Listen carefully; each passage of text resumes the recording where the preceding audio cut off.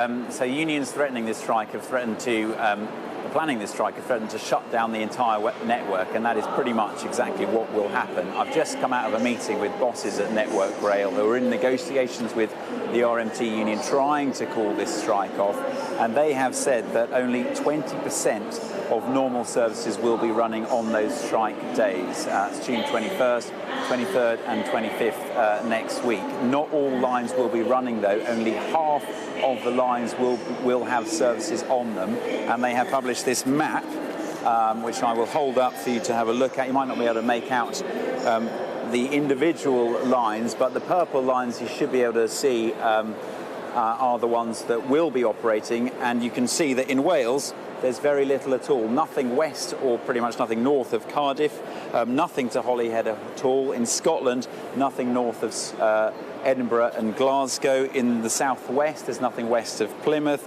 nothing going to Dorset either, although services will be running to Castle Cary for Glastonbury Festival, so anyone who's got a ticket there will probably be breathing a big sigh of relief. But on those lines that are running, services will be dramatically curtailed, so only running between 7:30 in the morning and 6:30 in the evening. But last trains will be leaving a lot earlier than that in order to reach their destinations to beat that cut-off. So, for example, we've got a timetable of some of the last trains.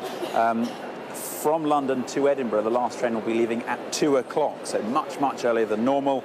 To Manchester, leaving London at 3:40. From Cardiff, going to London, leaving at 3:54. Now, those are the strike days, but Network Rail have warned that this 3-day action is actually going to lead to 6 days of disruption, because the days immediately following each strike day will also be affected, with services running at about 60%. It's billed as the biggest strike in modern times since the 1980s, 1990s, and it's certainly looking like that.